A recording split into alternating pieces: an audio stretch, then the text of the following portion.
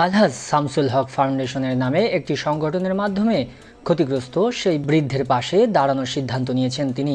রাজধানীর উত্তরার দিয়াবাড়ি হাটে নিজের লালন পালন করা বিক্রির উদ্দেশ্যে নিয়ে গিয়েছিলেন নাটোরের সিংড়া উপজেলার বাসিন্দা রইস উদ্দিন। সেখানেই গত 5 জুন 1,23,000 টাকা দামের গরুটি বিক্রি করেন তিনি। কিন্তু গরু বিক্রি করতে গিয়েই জালিয়াতির শিকার হন তিনি।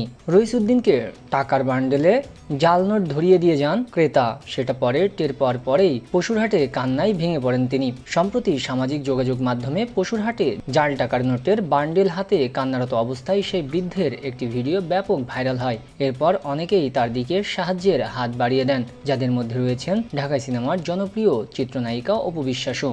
আলহাজ শামসুল হক ফাউন্ডেশনের নামে একটি সংগঠনের মাধ্যমে ক্ষতিগ্রস্ত সেই বৃদ্ধের পাশে দাঁড়ানোর সিদ্ধান্ত নিয়েছেন তিনি। ইতিমধ্যেই সেই সংগঠনের মাধ্যমে ও বিভিন্ন মানুষের সহযোগিতায় রইস উদ্দিন তার গরু বিক্রির টাকা অনুদান হিসেবে পেয়েছেন, যে কারণে অপু বিশ্বাস সিদ্ধান্ত নিয়েছেন সেই ব্যক্তির ওমরা করার যাবতীয় খরচ তিনি বহন করবেন। এই বিষয়ে অপু বিশ্বাসের ভাষ্য, ফেসবুকে চাচার ভিডিওটি দেখলাম, যেখানে জানতে পারলাম তিনি গরু বিক্রি করে জাল নোট পেয়েছেন।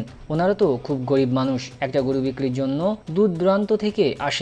বিষয়টি আমার চোখে পড়ার পরই তার খোঁজ করতে শুরু করলাম। তখন দেখলাম একটি সংগঠন তার সঙ্গে যোগাযোগ করেছে এবং তারাই আমাকে জানালো চাচার গরু বিক্রির টাকা ইতিমধ্যেই উঠে গেছে। এরপরে সেই সংগঠনের পক্ষ থেকে আমাকে জানানো হলো চাচার ইচ্ছে তিনি ওমরা করতে চান, তাই আমিও সিদ্ধান্ত নিয়েছি তার ওমরা পালনের যাবতীয় খরচ আমি বহন করব। আর সে যদি এ মুহূর্তে ওমরা না করতে চান তাহলে তার হাতে 50,000 টাকা তুলে দেব, যা দিয়ে তিনি নতুন করে পশু কিনতে পারবেন বা প্রয়োজনীয় কাজে লাগাতে পারবেন। অপু বলেন, তিনি আমার বাবার বয়সী।